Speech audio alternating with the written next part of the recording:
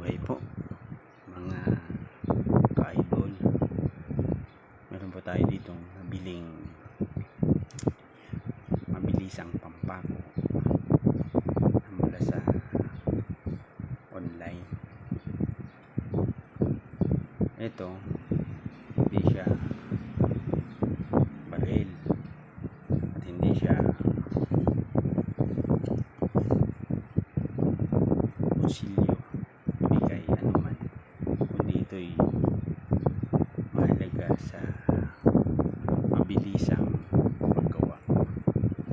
Dahil sa pag-unlad ng teknolohiya ay naimbento ang mga ganitong bagay para sa ikabibilis, kaayos na mga gawain. Buksan natin mga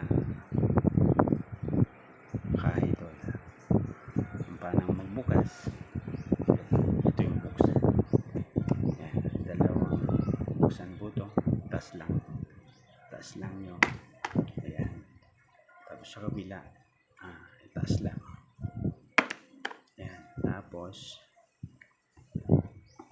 ayan, bukas na. Dito yung ito yung natawag na kniler, pampako. Ito pwedeng pampako sa kahoy, bakal at semento. May mga kasama din to. Ito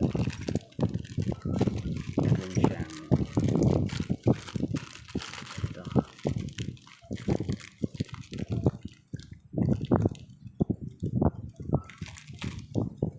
meron siyang pin, meron siyang spring, meron siyang mga extra lang ito para kung masira yung nasa loob ay meron pa siyang ilalagay. Kaya okay din. Babalik na natin. Ito hindi kasama ito para sa bomba. Ipan dyan kasi itong pampako na to may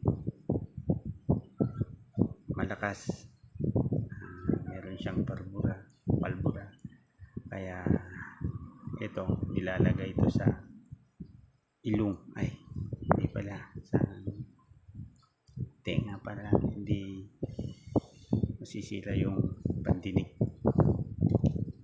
Ayan. Ito meron ding langis para linisin ang loob pagkatapos gamitin. Ito naman yung mga bala niya. May malaki, may maliit. Yung iba may mga washer. Pero ito malaki siya. Nasa 1.5 inch yung haba niya. Saka pala ito banda meron siyang palpura. Ito pinipress to para puputok. Ito naman parang bala na lusot sa bakal, sa semento, bigay sa kahoy. At hindi pwede sa pantao. Kung gaano kalakas to, malakas to. Kung gumagamit ka nito, akala nila papaputok ka na ng malakas na klase ng baril. Kaya ito pa, ano siyang panlinis sa mga butas. Hindi pwede ito sa ilong at hindi pwede sa tainga. kasi malaki masyado. Yan, buksan natin. Ano ba ang laman nito, kung bakit mahalaga at makinabang sa mga gumagamit. Ito siya, wala siyang gatilyo, pero meron siyang butas. Ayan, ito yung rusgas niya. Inaalis to, ginagawa to kapag linisan. Ayan, tanggalin natin. Ayan. Ayan. Tapos ito, na pipihit din to para mabuksan yung loob. Ayan, yung loob. Ito po yung ano niya.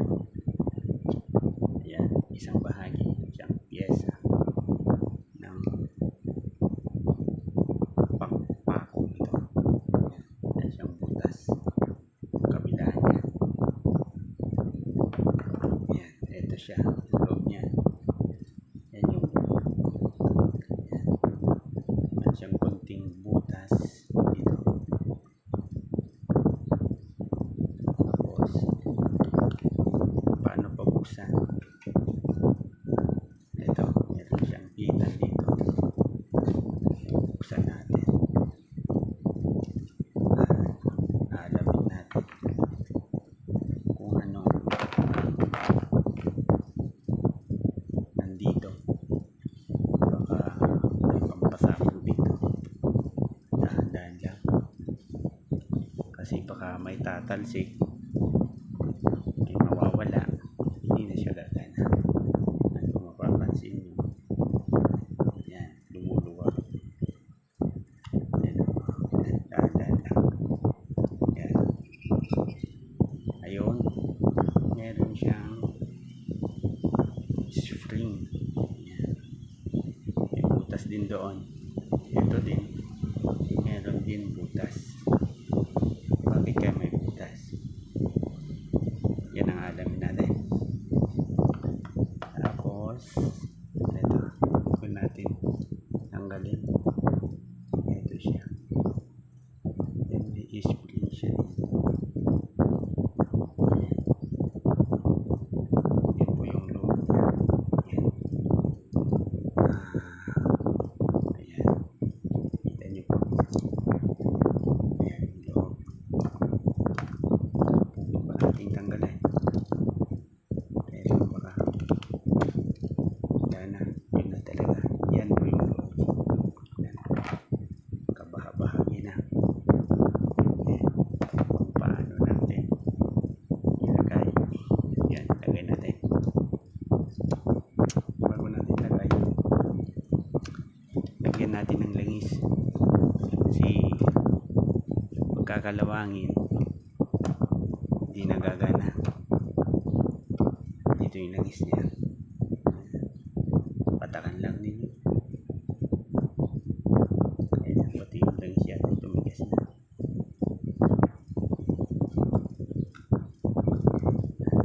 Buksan na lang natin. Yun. Yan natin, wala lang langis. Lahat ng bagay kailangan ng linisan para tumagal din. Mapapansin nyo, umiitim siya. Yan. Tapos ito, lagyan din natin sa loob. Yan. Ito din, kasi medyo madumi na, kaya kailangan linisan. Ito ang palinis. Pihit-pihitin lang natin. Pihit-pihit lang yan. Yan. Mapapansin nyo, madumi na talaga. Yan. Lagyan natin ng langis. Ayan siya.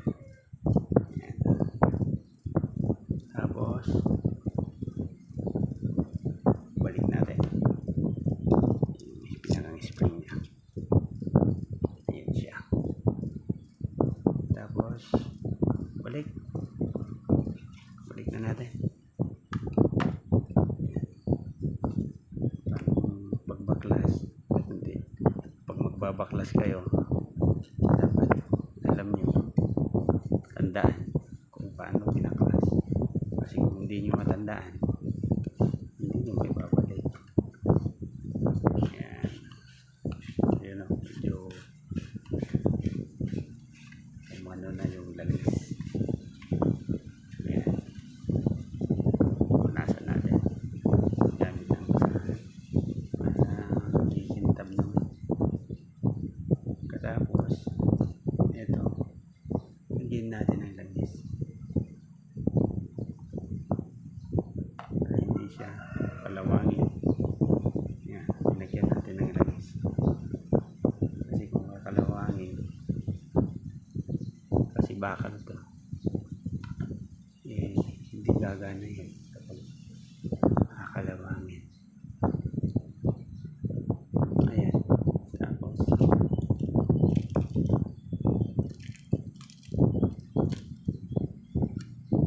ayan. Saan ba yung tinanggal natin?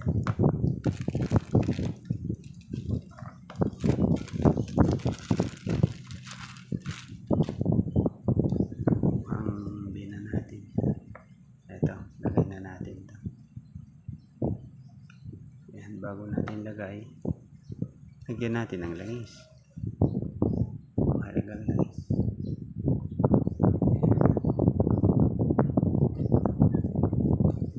Ayan, langis na. Ito naman, sa spring nito, hindi dito ito. Kasi hindi naman papasok. Tingnan niya, papasok. Ayan. Hindi siya papasok. Hindi dyan. Tapos, ito balikan natin. Shoot lang natin ang dahan-dahan. Kasi baka mabigla eh. Hindi ka daw. Ayan. Napasok na. Tapos, kunin natin ito. Ayan. Tapos, pasok natin. Ayan. Tapos, paigpitin lang natin. Pit lang. Pit lang. Tapos, next, ito, sa ulo niya. Mayroon siyang roskas nito, baligtaran. Pwedeng baligtad.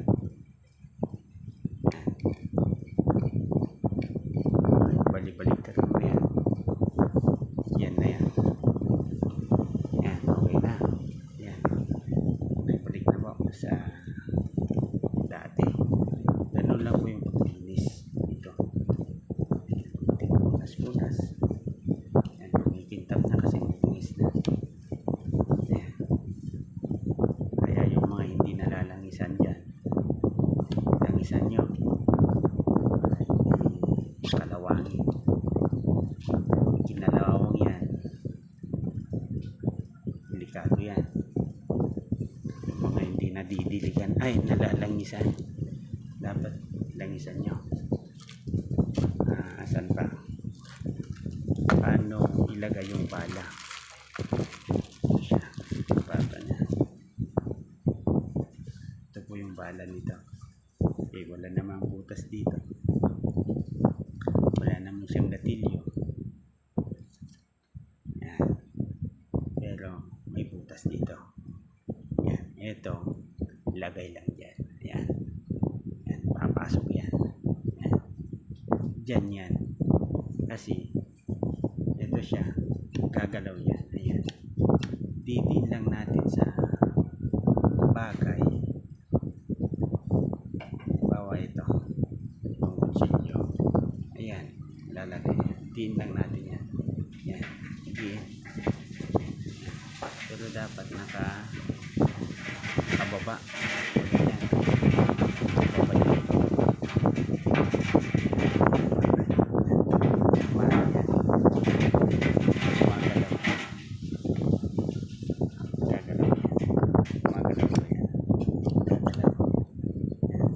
Igalaw lang ninyo. Tapos lakasan hanggang sa putok.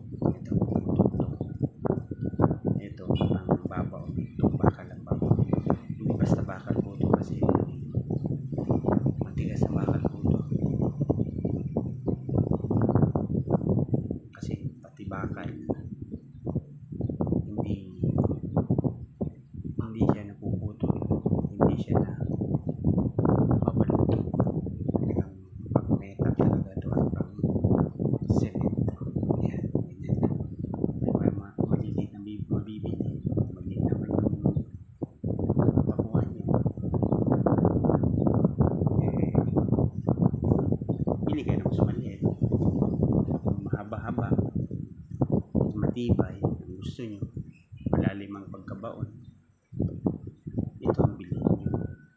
Medyo may mura lang naman. Ito mabibiling box, isang box para makamura po kayo.